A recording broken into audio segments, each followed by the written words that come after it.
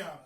Et on dit, alors après avoir jeûné et prié, et voilà les conditions, voilà les instructions, voilà la démarche à entreprendre pour pouvoir imposer les mains à un homme de Dieu, pour pouvoir envoyer quelqu'un au nom de Jésus. Après avoir jeûné et prié, il leur imposait les mains et les laissait partir. Alléluia. Et Barnabas et Saul, envoyé par le Saint-Esprit, descendit en celui-ci. Donc toujours est-il que c'est l'Esprit de Dieu qui t'accompagne.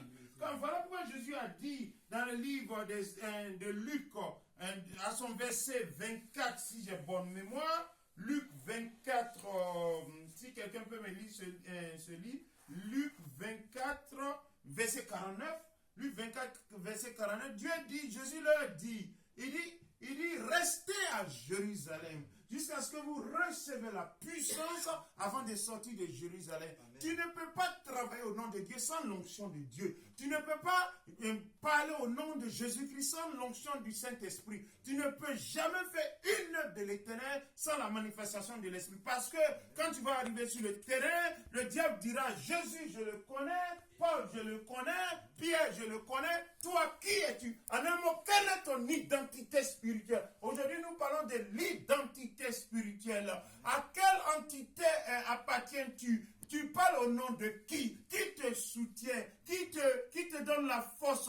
Quelle est cette puissance qui est derrière toi? Alléluia. C'est pour vous dire quoi? On ne travaille pas au nom de Dieu dans le hasard. Ce n'est pas un désordre, ce n'est ni un moulin. Il faudrait que tu sois choisi. Il dit ceux qui sont choisis, ceux qui sont appelés, et ils seront glorifiés. Ça veut dire quand Dieu te choisit, et tu vas avec sa gloire. Voilà pourquoi il dit la ville qui est bâtie sur la montagne ne peut être cachée. Il a dit vous êtes la lumière du monde, vous êtes le sel de la terre. Le sel et la lumière impactent leur environnement. Quand la lumière arrive quelque part, les ténèbres disparaissent, la maladie disparaît, le cancer disparaît, la pauvreté disparaît. Ça veut dire que les chaînes démoniaques sont brisées. Alléluia. Et voilà pourquoi il a dit que la lumière soit. Que la lumière soit. Ça peut paraître une simple parole, mais c'est un décret royal qui vient du ciel et des cieux pour dire que là où Jésus est, là où Dieu règne en maître incontesté, il n'y a pas d'esprit de ténèbres, il n'y a pas œuvre de ténèbres, que c'est la lumière et c'est la gloire de Dieu. Parce que Dieu, il est le maître des temps et des circonstances. Alléluia. Amen. Viens, ô Saint-Esprit, Esprit de lumière.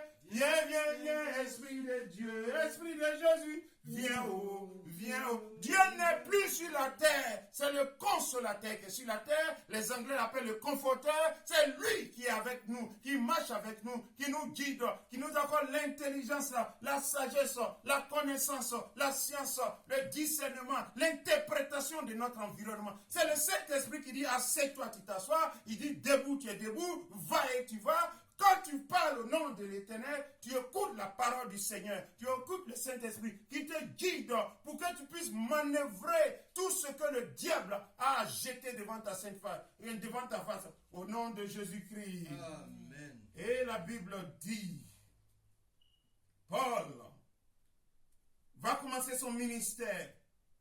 Il va aller dans le temple des Juifs. Il arrive à Salamine.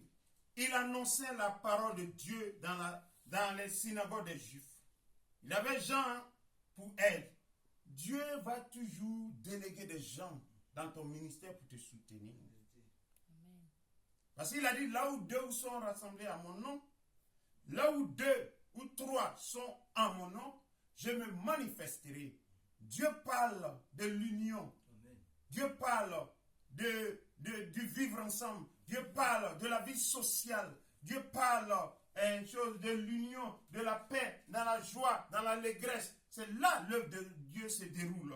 Et il dit encore, si vous allez au verset 7, vous allez au verset, comment dirais-je, au verset 6, ensuite, ayant ensuite traversé toute l'île jusqu'à Patmos, parce que Paul est en train de faire son ministère maintenant, il reçoit le Saint-Esprit lui confie les tâches, et qu'est-ce qu'il va faire? Il va faire face à un faux magicien, un faux prophète, nommé Bar-Jésus. Combien y a-t-il de Bar-Jésus dans le monde? C'est-à-dire que quand Dieu t'amène sur le terrain déjà, le diable va se lever pour t'intimider. Mais quand tu viens au nom de Jésus-Christ, tout ce que le diable a comme âme est détruit au nom de Jésus-Christ. qu'il fait? Ce faux prophète, il va prendre dans sa poche le gouverneur de la ville, un préconsul qui s'appelle Sergius Paulus, un homme intelligent. Et ce dernier fut appelé Barnabas et Paul et manifesta le désir d'entendre la parole de Dieu. Mais la parole de Dieu surpasse tout. Il dit, tout passera sauf ma parole. Amen. Les prophéties passeront. Les miracles passeront. Mais la parole de Dieu qui manifeste la présence de Dieu lui-même, il dit au commencement était la parole. La parole est Dieu, la parole était avec Dieu et la parole s'est fait chair. Quand tu as la parole, tu as l'entité de Jésus-Christ en toi. Quand tu as la parole, tu as la présence du Christ en toi. Et ce Jésus qui s'appelle Élymas, le magicien, le faux prophète, qui était en train de distraire des gens, qui était en train de distraire le gouverneur de la ville, le préconsul va voir qu'il y a une différence entre lui et les enfants de Dieu qui ont la lumière. Et il va faire appel aux enfants de Dieu. Mais cette fois-ci, ce n'est pas pour les prophéties. Cette fois-ci, ce n'est pas pour la magie. Cette fois-ci, ce n'est pas pour les miracles. Mais c'est la parole vivante qu'il veut entendre de la bouche de Paul. Et maintenant, Élymas, le magicien, car c'est ce qui signifie son nom, leur faisait opposition, cherchant à détourner de la foi le préconsul. Dieu déclare au nom de Jésus-Christ. Toute personne qui est influencée par l'esprit malin personnifié, qui se met sur votre roue par la puissance du Saint-Esprit, cette personne tombera au nom de Jésus-Christ. Amen. Et il dit, Paul maintenant va fixer. Alors, Saul, appelé aussi Paul, rempli du Saint-Esprit. Vous voyez, ça revient constamment. Le Saint-Esprit qui les envoie. Le Saint-Esprit qui leur accorde la force. Rempli du Saint-Esprit. Sans le Saint-Esprit, tu ne peux pas défier une entité sur la terre des hommes. Sans la puissance de Dieu, tu ne peux rien faire devant le diable.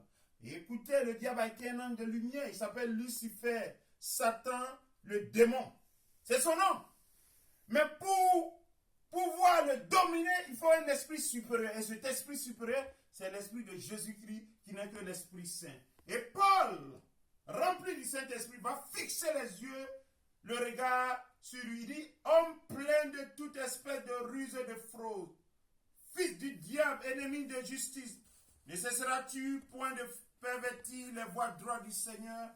Maintenant voici, la main du Seigneur est sur toi. Tu seras veuve pour un temps, tu ne verras pas le soleil. Au-dessus de l'obscurité, les ténèbres tombaient sur lui. Mais qu'est-ce qu'un enfant des ténèbres peut produire? Il ne peut que produire les ténèbres.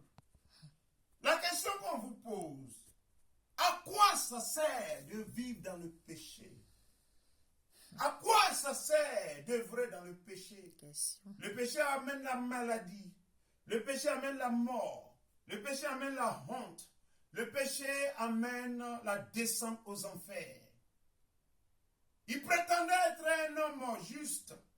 Il prétendait être quelqu'un, un faux prophète. Et l'obscurité l'a envahi parce que le diable connaît ses enfants. Et Dieu connaît ses enfants. Quand les enfants de Dieu se manifestent, le diable et ses suppôts prennent la fuite. Il a fixé ses yeux sur Simon le magicien. Il a dit, fils du diable, appelez les choses par leur nom. Il dit, enfant du diable, qui t'a appris à t'opposer contre la lumière, car l'obscurité et la lumière n'ont aucun partage. Que Dieu vous bénisse. Soyez sous les ordres du Saint-Esprit. Et rien ne vous résistera. Amen. Il dit, cherchez l'Éternel pendant qu'il se laisse trouver. Revenez à moi, je reviendrai à vous.